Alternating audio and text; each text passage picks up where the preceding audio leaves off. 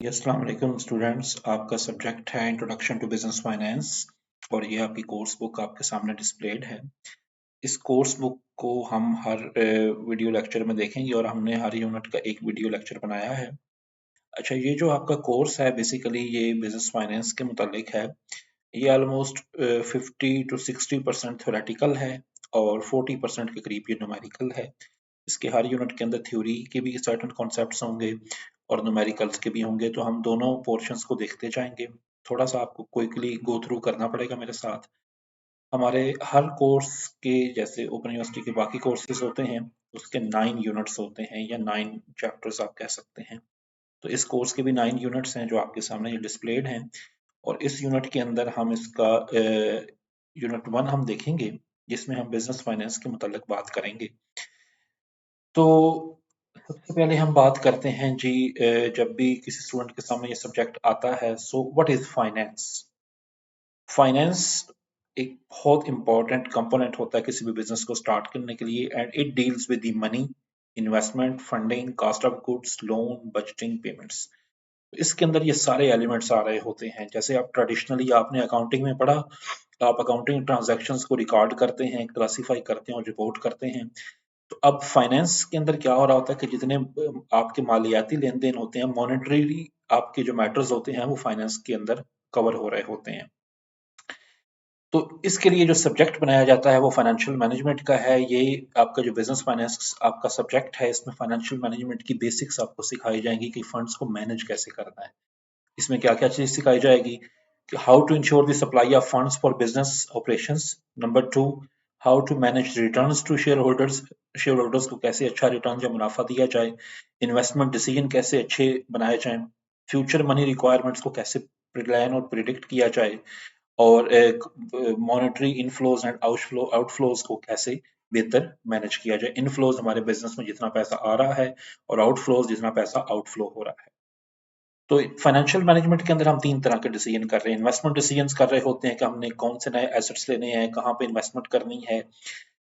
दूसरे हमारे डिसीजन होते हैं फाइनेंशियल डिसीजंस। फाइनेंशियल डिसीजंस के अंदर हम देख रहे होते हैं कि हमने लोन कहाँ से लेना है, स्टॉक कितना इशू करना है। तो ये सारे आइटम्स हम देख रहे होते हैं। और तीसरे डिसीजंस होते हैं हमारे एसेट मैनेजमेंट के हवाले से कि हमारे जो करंट एसेट्स हैं और फिक्स्ड एसेट्स हैं, कैसे हमने उनको एक्वायर करना है और उनकी एफिशिएंट यूज के हवाले से हम क्या कर सकते हैं।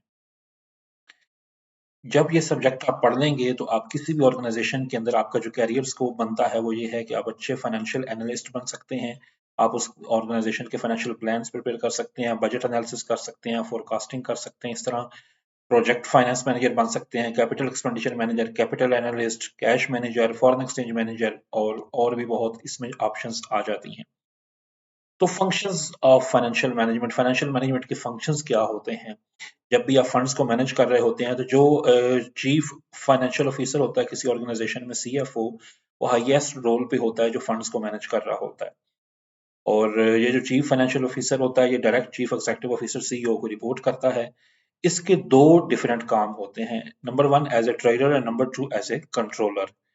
ये आगे एक टेबल दिया गया है। बतौर ट्रेडर ये चीफ फाइनेंशियल ऑफिसर देख रहा होता है कैपिटल बजटिंग के डिसीजन करना कि न्यू एसेट्स कितने लेने चाहिए, कहाँ इन्वेस्टमेंट करनी चाहिए, कमर्शियल बैंकिंग के हिसाब से लेना कि लोन कहाँ से लेना चाहिए, क्रेडिट मैनेजमेंट, अपने लोन्स को मैनेज कैसे करना है, कैश मैनेजमेंट, कैश जो ऑर्गेनाइजेशन के पास है उसको कैसे मैनेज करना है, डिविडेंड पॉलिसी कि प्रॉफिट का कितना हिस्सा एज ए डिविडेंड देना है, इन्वेस्टर रिलेशन कैसे बरकरार रखने हैं, रिस्क एनालिसिस कैसे करना है, टैक्स प्लानिंग कैसे करनी है।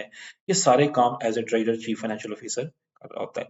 और एज ए कंट्रोलर वो वही सारे काम करता है जो टिपिकली अकाउंटिंग में होते हैं। जैसे वो कॉस्ट अकाउंटिंग परफॉर्म कर रहा होता है, फाइनेंशियल अकाउंटिंग का डाटा प्रोसेस कर रहा होता है, कॉस्ट मैनेजमेंट के फंक्शंस कर रहा होता है, इंटरनल कंट्रोल्स जो आपने ऑडिटिंग में पढ़े होंगे उनको देख रहा होता है, गवर्नमेंट को रिपोर्टिंग जो करनी होती है अकाउंटिंग डाटा की वो देख रहा होता है, लेजर्स, फाइनेंशियल स्टेटमेंट्स दियाना, बजट्स प्रिपेयर करना और फोरकास्टिंग करना।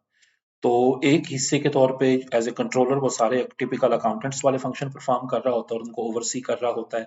और एज ए ट्रेडर वो नेक्स्ट फंड्स की डिफरेंट मैनेजमेंट के हवाले से टेक्निक देख रहा होता है। अच्छा, नेक्स्ट टॉपिक जो है फॉर्म्स ऑफ बिजनेस ऑर्गेनाइजेशन। अब जब भी कोई चीफ फाइनेंशियल ऑफिसर किसी ऑर्गेनाइजेशन में काम कर रहा होता है तो ऑर्गेनाइजेशन भी कई तरह की होती है। कुछ होती है सोल प्रोप्राइटरशिप, ये अमूमन छोटे दर्जे के कारोबार होते हैं, स्मॉल साइज के, और इसमें ये अमूमन फंड्स को मैनेज करना इतना ज़्यादा मसला नहीं होता क्योंकि स्मॉल स्केल्स के इनके ऑपरेशंस होते हैं।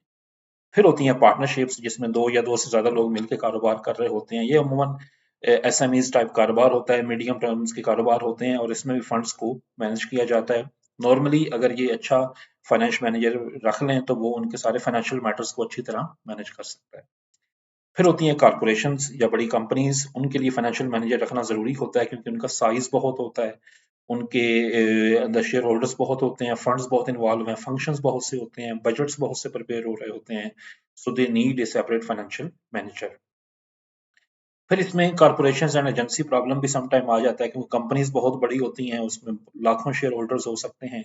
उन सबका पैसा जब एक कंपनी की तरफ जाता है तो उन शेयर होल्डर्स, वो जो शेयर होल्डर हैं वो आपस में इलेक्शन करा के आपस में डायरेक्टर मुंतखब करा लेते हैं और उनसे बनता है बोर्ड ऑफ डायरेक्टर्स। ये जो बोर्ड ऑफ डायरेक्टर्स हैं ये आगे मैनेजर्स अपॉइंट करते हैं और कंपनी का काम मैनेज होता है।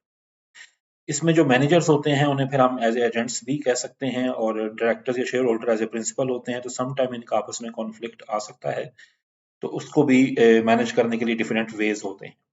अच्छा, फाइनेंशियल इंस्टीट्यूशंस के मुतल्लिक अगर हम बात करें तो जो फाइनेंशियल इंस्टीट्यूशंस होते हैं ये वो वाले इदारे होते हैं जो लोगों से डिपॉजिट्स लेते हैं और आगे लैंडिंग करते हैं और इन्वेस्टमेंट्स करते हैं। जनरली इनमें शामिल होते हैं बैंक्स और non banking financial institutions, mutual funds, insurance companies, saving institutions.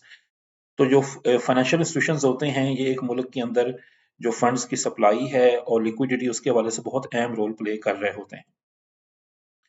इसके बाद एक टर्म आपको फ्रीक्वेंटली आपके सिलेबस में नजर आएगी, फाइनेंशियल मार्केट्स। फाइनेंशियल मार्केट्स क्या होती हैं?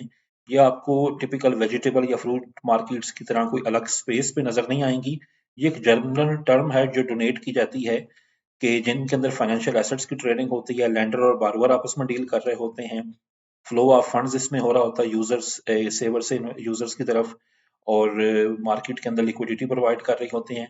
तो फाइनेंशियल मार्केट्स के अंदर शामिल होते हैं banks, stock exchanges, non banking financial institutions, mutual funds, insurance companies.